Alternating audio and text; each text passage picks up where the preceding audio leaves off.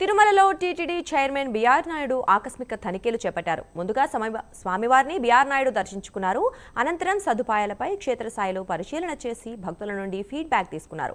ఈ సందర్భంగా టీటీడీ సాంకేతిక సేవల్లో కొన్ని లోపాలను ఓ భక్తుడు ఆయన దృష్టికి తీసుకెళ్లాడు.